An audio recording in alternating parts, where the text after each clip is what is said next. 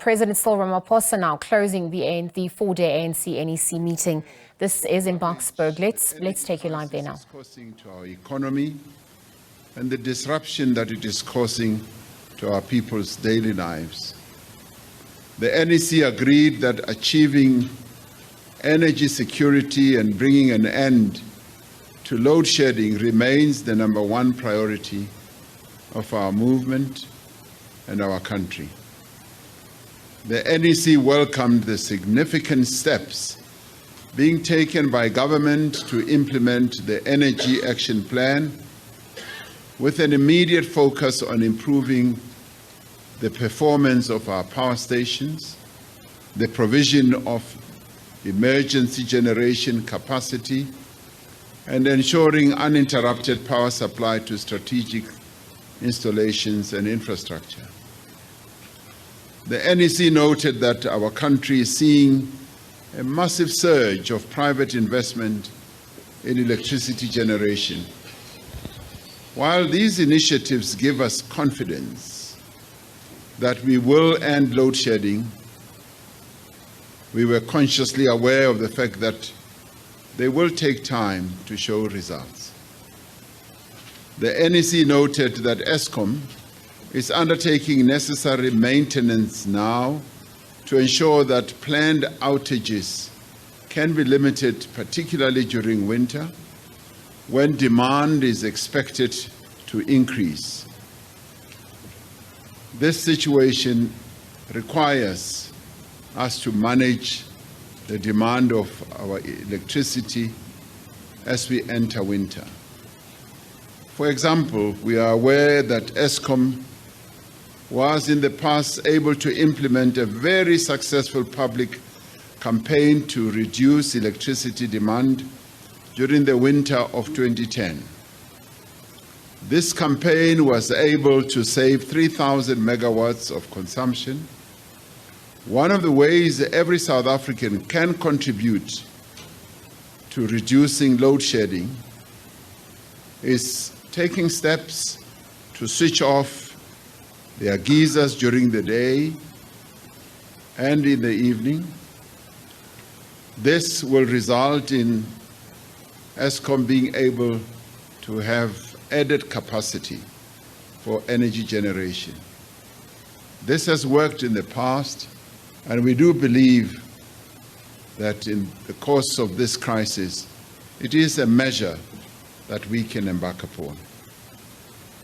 The NEC noted that as we work on achieving energy security for our nation, we are doing so in the context of our commitments to reduce greenhouse gas emissions, which harm our planet, which also affect the health of a number of people in our country. We remain committed to our emission reduction targets to prevent the worst effects of climate change. We must also protect jobs in sectors of our economy which have to decarbonize to remain globally competitive and viable. However, the manner in which these commitments are implemented must not compromise our national interest, such as energy security, or the immediate priority of reducing load shedding. The NEC supports the approach that as we prioritize ending load shedding, we will need to revisit our decommissioning schedule to balance energy security and our climate commitments. This is not a new approach. A number of other countries have had to do so when they have had to face a variety of crises in their energy generation sectors. The National Executive Committee is determined to resolve the crime situation in our country. The Peace and Stability Committee of the NEC has been instructed by the NEC to bring to a special NEC the National Plan of Action to strengthen both the law enforcement agencies and citizen involvement in the urgent work of restoring safety and stability across the length and the breadth of our country. This plan must deal with the rising levels of crime, such as kidnapping, human trafficking, gender-based violence, drug trafficking, gangsterism, illegal mining, construction mafia, wanton vandalization of public infrastructure, and the security of our borders. The NEC expressed its deep concern regarding the current chaos and dysfunctionality of local government coalitions across the country. We also noted that the current levels of instability have undermined service delivery in a number of municipalities, as well as effective administrative management. We reiterated the 4 principles adopted by our 55th National Conference to guide the ANC's approach to coalitions, which include, firstly, that our primary objective is to achieve a decisive electoral victory. This means that the ANC, in the first instance, is working to achieve an overwhelming victory in the next elections. Secondly, where there are coalitions, we must ensure these coalitions put the interests of our people first, which must of necessity include a stable government with a minimum program that can improve service delivery and push forward the transformation agenda. Thirdly, the ANC cannot participate in a coalition which is simply about the sharing of the spoils of office. Lastly, where we have performed badly in elections as the ANC, we should be principled enough to go into opposition to build anew rather than be part of a coalition government that undermines the foundational principles and values of both the ANC and the Constitution of the Republic. As mandated by the 55th National Conference, the NEC has now adopted a guideline framework for managing coalitions at local government level. This framework is about ensuring that local governments across the country are stable, they are functional, and they prioritize the provision of basic services to our communities. The Secretary General will coordinate the engagement with other parties and civil society on this guiding framework. We must make it clear that we are working hard to regain the trust of the majority of South Africans as the ANC, so that our country does not find itself in the unfortunate position of being governed by unstable and incoherent pacts or coalitions at local level, which would grind the development, transformation, and structural reforms that we are pursuing to come to a halt. Right now, South Africa cannot afford this disaster, and our people cannot afford it as well. We have decided that in May, we will hold our election strategy workshop so that our organization prepares itself for a decisive victory in the 2024 elections. The roadmap for the selection of candidates for our parliament and the legislatures at provincial level was tabled by the Electoral Committee and was adopted by the NEC. We applaud our structures and in particular our volunteers for ensuring that we retain wards during recent by-elections, as well as those that we took from some opposition parties.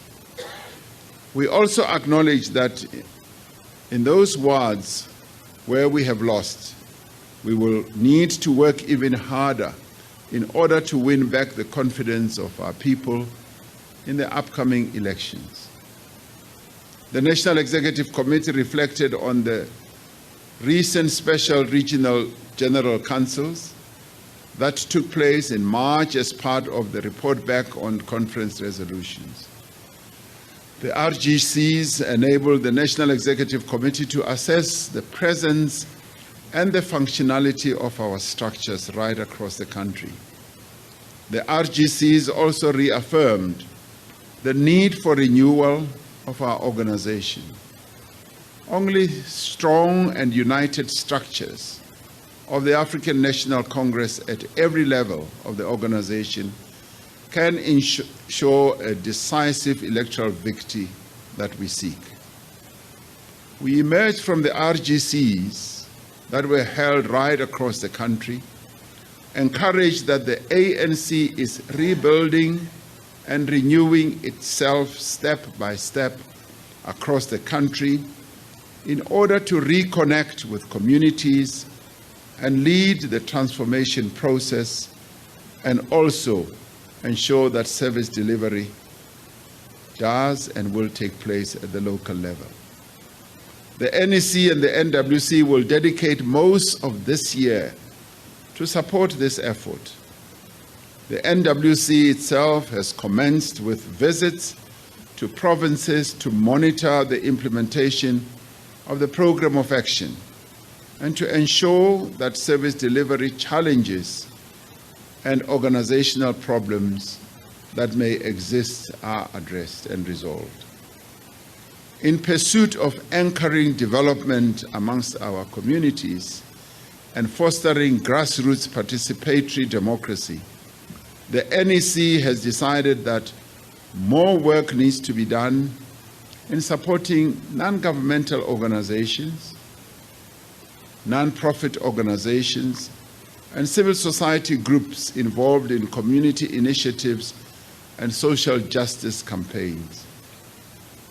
As these organizations and formations do a great deal of work to support our people right across the country.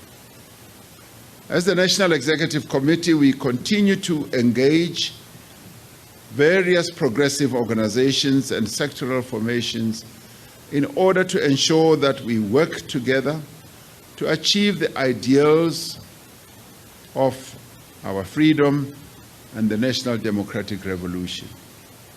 We welcome the statement by the Secretary General of the Disabled Peoples of South Africa and commit to continue to work for a society where disabled people enjoy full social and economic rights. We do believe that it is important to have a strong and united alliance.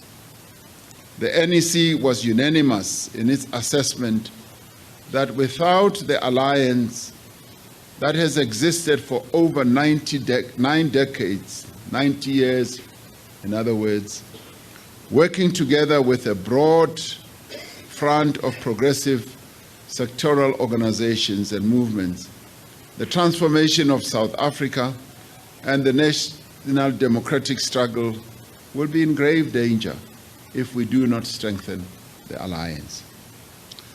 The NEC reaffirmed the importance of the independence of each component of an indispensable feature of the alliance.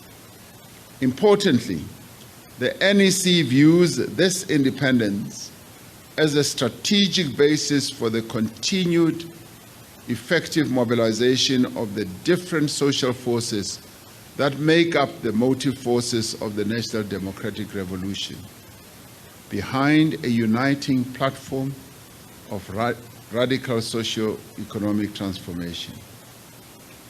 As the National Liberation Movement, we will therefore do everything in our power to ensure that working with the South African Communist Party and the Congress of South African Trade Unions, bilaterally and through the alliance structures, the challenges facing the alliance are addressed through a process of urgent, robust, and comradely engagements that will lead to a strengthened alliance. The officials are tasked to lead this process and to report regularly to the NWC and the NEC. We also took time to discuss international matters. The NEC had a significant discussion on the current complex global situation and what our stance as a country should be as we engage with many countries across the world and also engage with many initiatives. These issues included the importance of proactively working for global peace and security, our role in the African continent, and particularly the need to advance peace and security on our continent, as well as a strategic focus on the African Union, on continental development, and on matters that have to do with industrialization, integration, particularly through the African Continental Free Trade Area. We also reflected on the need for deeper trade and more broadened trade on our continent, as well as investments. The NEC also discussed our approach towards the BRICS summit that South Africa will be hosting later this year as a critical forum of countries of the Global South, along with the non-aligned movement. The NEC reaffirmed its commitment to solidarity with the peoples of Cuba, Western Sahara, and Palestine. We noted with grave concern the eruption of conflict in the Sudan and calls for an immediate ceasefire between the Sudanese armed forces and the rapid support forces in the Sudan. Urgent steps must be taken by the African Union to encourage the Sudan peace process and to encourage the establishment of a transitional government that, most importantly, must work seriously to establish institutions of democratic civilian rule in that country. Our commitment to global peace and security and immediate resolution to conflict remains unwavering. In this context, South Africa calls for the United Nations to develop and adopt a peace plan that must be agreed to by the US-led NATO and the Russian Federation. Such a peace must be aimed at ending the conflict between Ukraine and Russia and find lasting solutions that embrace the security of all parties and prevents any further escalation to a wider global war. This has been a very successful NEC. The discussions were of a high caliber at a political and intellectual level. And these discussions that we held were held in a spirit of enhancing the renewal of the African National Congress. Over the 4 days, members of the National Executive Committee took time to express their thoughts, their views on a variety of issues that we discussed. And there was a very good and positive spirit. Possibly one of the best NEC meetings that we have held in a long time. And I've been around since 1991, and I know what I'm talking about. So I'd like to thank the SGO for arranging this NEC meeting, and I'd like to thank the staff of the ANC for making all these arrangements, and I'd like to thank the chairs of our subcommittees who did a fantastic preparatory work. And I'd like to thank all NEC members for spending time here and the wonderful spirit that prevailed. May it continue for the next 5 years. Thank you very much.